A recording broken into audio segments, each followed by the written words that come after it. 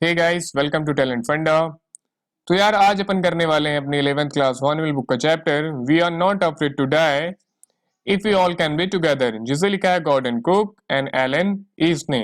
तो गाइस कमाल की स्टोरी है। ये नरेटर के एक्सपीरियंसेस हैं जो उसी के थ्रू वो करते हैं, वही अपन इस पूरी स्टोरी में देखेंगे।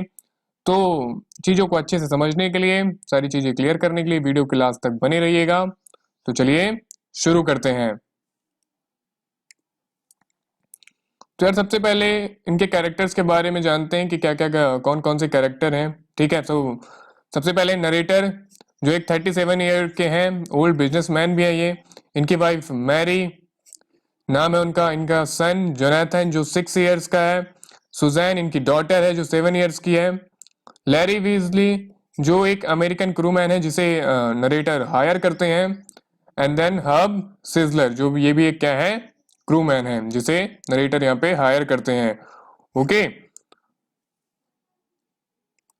तो इस चैप्टर में ये बताया गया है कि ये एक ड्रीम होता है मैरी का कि वो पूरे वर्ल्ड को ट्रैवल करना चाहती हैं सी के रास्ते, ठीक उसी तरह जैसे 200 साल पहले जेम्स कुक ने किया था। तो वैसा ही मैरी यानी नरेटर की वाइफ का ड्रीम था कि वो भी क्या करना चाहती थी, ट्रैवल करना चाहती थी पूरी जर्नी, वो भी किसके थ्रू, सी के थ्रू। ओके, तो नाउ अब क्या होता है कि इनकी जो जर्नी है वो 1976 प्लायमाउथ इंग्लैंड से शुरू होती है। तो जर्नी के लिए लोग सबसे पहले क्या, एक बोट रेडी कराते हैं। ठीक है, प्रोफेशनल्स की हेल्प लेके ये बोट को लोग रेडी करते हैं। बोट बन जाने के बाद boat 23 metres long and 30 ton का वेट रहता है। और ये लोग उसको नाम देते हैं एक, और नाम क्या देते हैं, वेव वॉकर। ओके, तो अब क्या होता है जब नरेटर ये बोट को जब रेडी कर लेते हैं तो वेव वॉकर नाम देने के बाद इसको टेस्ट वगैरह कराते हैं, क्योंकि उनको सी के रास्ते में ट्रैवल करना था। तो पूरे टेस्ट वगैरह करने के बाद, सारी चीजों को देखने के बाद वो क्या करते हैं, जर्नी के लिए अपने पूरे परिवार के साथ निकलते हैं। कब निकलते हैं, 1976 में प्लायमाउथ इंग्लैंड से। ठीक है, अपने पूरे परिवार के साथ। तो अब क्या होता है, पहले जो 3 साल थे इनकी जर्नी काफी अच्छी होती है। ठीक है, ये करीबन 1,05,000 किलोमीटर जर्नी करते हैं। ठीक है, west coast Africa to Cape Town. अब जब ये केप टाउन पहुंचते हैं, ठीक है, तो जब ईस्ट के लिए ये लोग आगे बढ़ रहे होते हैं तो अपने साथ 2 क्रू मैन को हायर करते हैं।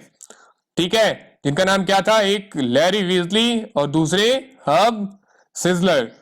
ठीक है, तो जो ये 2 लैरी एंड हब थे वो इनकी क्या करने वाले थे, हेल्प करने वाले थे वर्ल्ड के रफेस्ट सी एरिया पे, जो कौन सा था, साउथर्न इंडियन ओशियन।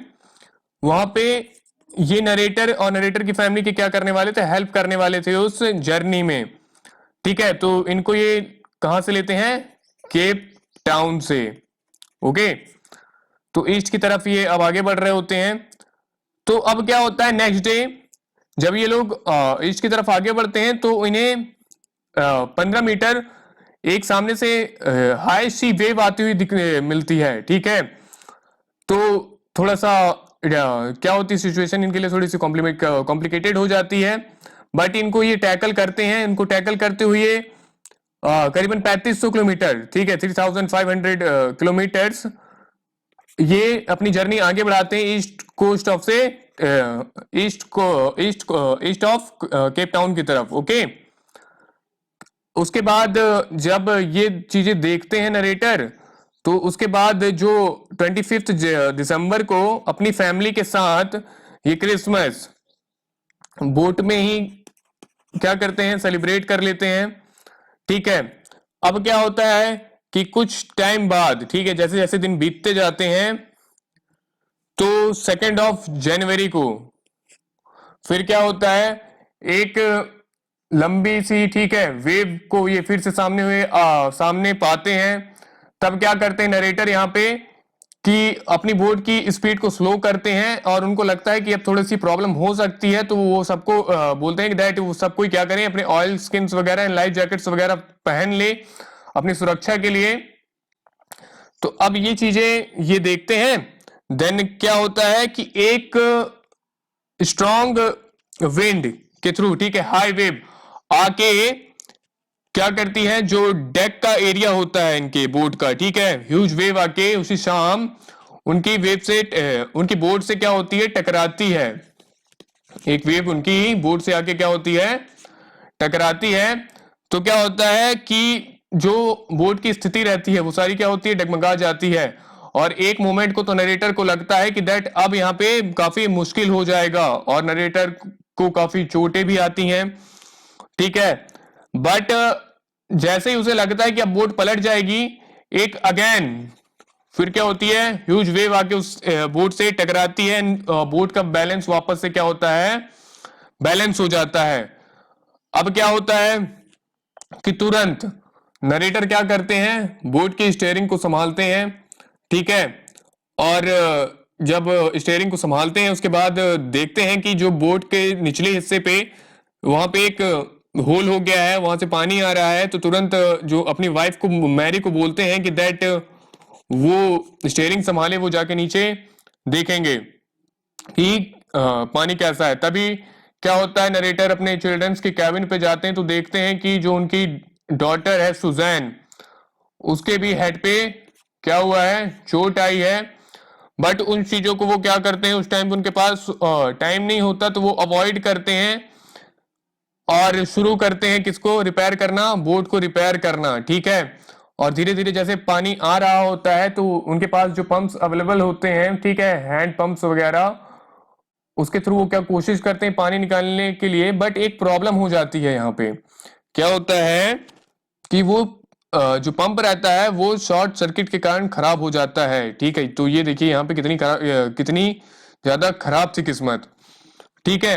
बट क्या होता है कि इनके पास एक एक्स्ट्रा होता है पंप, तो उसके through narrator Larry and hub को बोलते हैं कि वो लोग क्या करें, पानी निकालने वाला ये जो काम है उसको देखें, ठीक है। वाटर का लेवल जो है बोट पे वो ना होने पाए, इसको रिड्यूस करें, कम करें पंप की सहायता से। अब क्या होता है कि सारी चीजें देखने के बाद करीबन 3 जनवरी को, ठीक है, 3 जनवरी की मॉर्निंग को जब ये लोग आपस में बातें कर रहे होते हैं तो शू की तरफ देखते हैं कि उसके जो हेड में काफी स्वेलिंग वगैरह हो गई है, सूजन आ गई है, ठीक है। तो उसे पूछते हैं कि दैट उसने ये इस चीजों के बारे में बताया क्यों नहीं, दिखाया क्यों नहीं उसे। तो अब सुजैन बोलती है कि वो अपने फादर को देख रही होती है कि वो उनको बचाने में लगे हुए हैं और वो नहीं चाहती थी कि वो उनको और परेशान करे, ठीक है।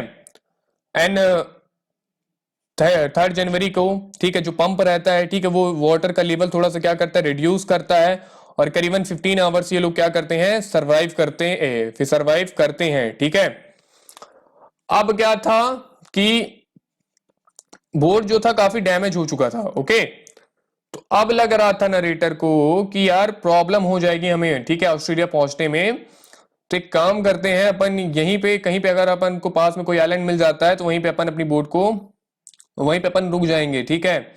तो ये डिसाइड करते हैं कि अपन कहाँ पे रुकेंगे। अगर अपन को कौन सा आइलैंड दिख जाता है तो कैलकुलेशन करने के बाद एम्स्टरडेम के लिए ये सोचते हैं, ओके।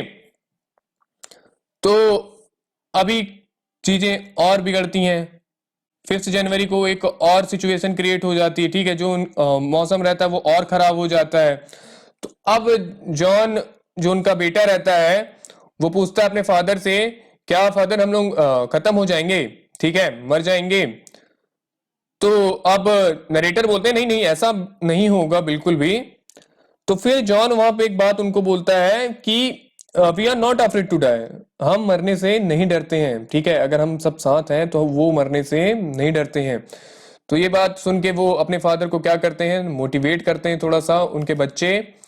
और जो सुजैन रहती है वो कार्ड वगैरह अपने फादर को बना के देती है, ठीक है, मोटिवेट करने के लिए। और जैसे कि 5 जनवरी को थोड़ा सा वेदर और खराब होता है, ठीक है। और एक चीजें क्या होती हैं कि ये लोग एक टाइम, मतलब जो खाना रहता है, फूड रहता है, स्नैक्स वगैरह रखे हुए रहते हैं ये लोग, वो उस चीजों को 2 दिन तक चलाते हैं, मतलब सरवाइव करते हैं खाने को लेके, ठीक है। तो 5 जनवरी को फिर से मौसम बिगड़ता है, ठीक है। और अब इनको लगता है यार कि अब क्या होगा, ठीक है।